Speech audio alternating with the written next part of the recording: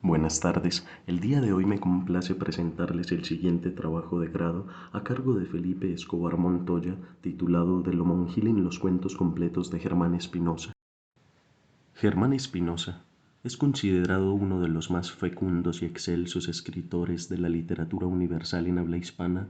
Su obra completa cuenta con más de 40 libros, entre ellos novelas, cuentos y poemas, sin duda, un gran estandarte de la literatura colombiana. Hay elementos en la literatura que aparecen de forma implícita en la narración y constituyen un aspecto fundamental de la misma. Tal es el caso de lo monjil en los cuentos completos de Germán Espinosa. En ese sentido, este artículo se fundamenta en un corpus homogéneo en el que se rastreará el concepto de lo monjil tanto desde su etimología, así como su acepción enciclopédica y la de algunos otros autores. Se pretende entonces cotejar desde las distintas definiciones y el ulterior análisis hermenéutico propuesto en la presente investigación qué es lo monjil, cómo se manifiesta y cómo se relaciona con la fecunda obra del autor. Esto se hará a través de la recolección de información en diferentes medios, tales como bases de datos, revistas indexadas, libros de texto, etc., con lo que se esclarecerá si realmente lo monjil ha sido motivo de análisis o estudio en la obra de Spinoza. El objetivo de esta investigación es comprender lo monjil en los cuentos completos de Germán Spinoza. El método empleado es la técnica de revisión documental y el enfoque hermenéutico. A propósito de lo monjil, María Moliner en su Diccionario de Uso del Español define el término monjil como de las monjas o como de monja, excesiva o afectivamente recatado, traje de luto que usaban las mujeres, manga perdida de ese traje o de otro.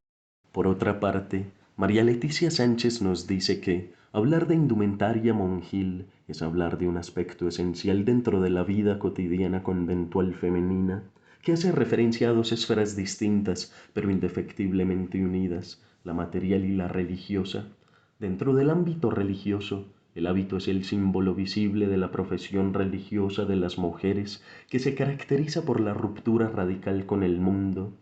Además de identificarse con la práctica de la ascesis, enseguida se convirtió en un elemento diferenciador de carácter social. A partir del trabajo realizado, como criterio personal, podría decir que en la narrativa de Spinoza existe una relación intrínseca entre lo monjil, la homosexualidad y el erotismo, que componen una tripartita de gran enjundia en su creación literaria.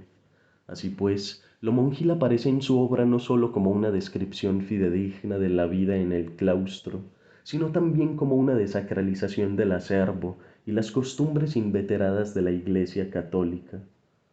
Además, para entender lo monjil en Germán Espinosa es necesario hacer hincapié en las ricas descripciones que nos brinda a través de su aguzada pluma que, al rompe de una exaltación e iluminación rutilante por lo sacro sacerdotal, cubre de un fosco nimbo todo lo referente al mundo monacal o del claustro, ya sea referido a lugares, personajes o argumentos.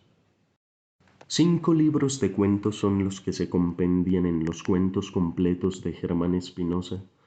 El primero de ellos, La noche de la trapa, luego Los 12 infiernos, seguido de Noticias de un convento frente al mar, El naipe negro y por último Romanza para murciélagos, de los cuales se hizo una lectura, selección y posterior análisis en búsqueda del concepto trabajado, que es lo monjil, sumando un total de 75 cuentos.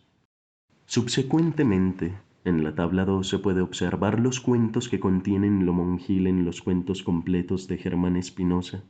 De la lectura y rastreo en los cuentos completos se hizo la depuración y selección de algunos cuentos que en su matriz contuviesen el elemento de lo monjil.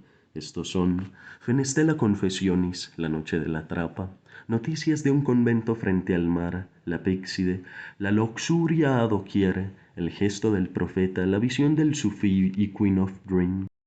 Entrando en materia, en la tabla 3 nos encontramos con los cuentos que contienen lo monjil en el sentido más ortodoxo.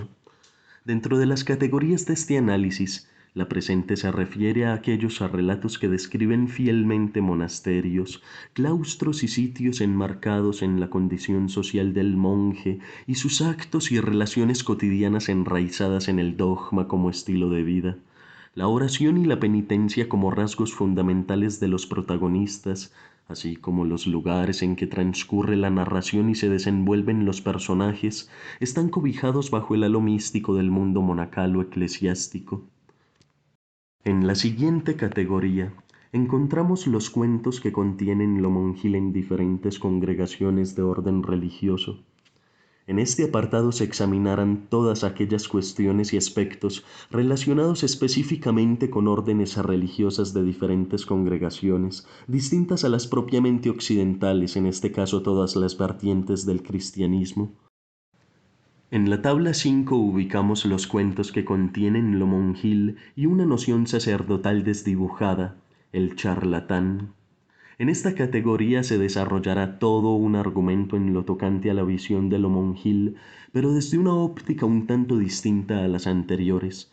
En los cuentos seleccionados se habla de lo monjil desde una perspectiva equidistante a la propiamente ortodoxa, dada la cualidad que tienen los personajes de ser unos charlatanes, escondidos tras la égida de preclaras personalidades. La presente categoría, cuentos en donde los personajes principales son una monja o monje, se centrará específicamente en escrutar sobre aquellos personajes que encarnen el tipo de vida monacal o del claustro, ya sean monjes o monjas. Esto como colofón de la tabla 3, en donde se hablaba sobre la ortodoxia de lo monjil. Para cerrar, en la tabla 7 podemos ver los cuentos en donde está lo monjil como una simple mención. En esta categoría, la última de este análisis documental, se inspeccionará acerca de todos aquellos cuentos que, si bien hacen referencia a lo monjil, solo lo contienen como una simple alusión o no se profundiza o asemella en el relato sobre esta cuestión. En cuanto a los hallazgos, sobre lo monjil en la cuentística de Germán Espinosa se puede decir que este no es un elemento aislado ni mucho menos un asunto baladí. Es un elemento que cobra un sentido transversal en la obra de este escritor, puesto que es iterativo y se convierte de alguna forma en un leitmotiv. También está ligado a un contexto histórico, además de ampliar el espectro de lo monjil a otro tipo de congregaciones de orden religioso, distintas a las propiamente católicas. No menos importante es el hecho de que nadie había estudiado el concepto en cuestión en Germán Espinosa, o por lo menos en su obra cuentística. En la culminación de este análisis, se da cuenta de que en los estudios previos realizados sobre este autor, la mayoría de investigaciones se remiten a informes sobre la novela histórica y el erotismo, siendo estos dos los de mayor propensión a analizar. Respecto a las recomendaciones, podemos decir que realizar una lectura juiciosa y detallada con enfoque hermenéutico permite descubrir nuevos análisis que aporten a la literatura y a su comprensión, así también como al realizar los estudios pertinentes sobre la obra de un autor, es necesario hacer lectura total de la producción literaria respectiva y no hacerlo de forma aleatoria con el fin de estructurar un criterio sólido y revelador, y también hacer de la actividad investigativa una experiencia personal enriquecedora y emocionante.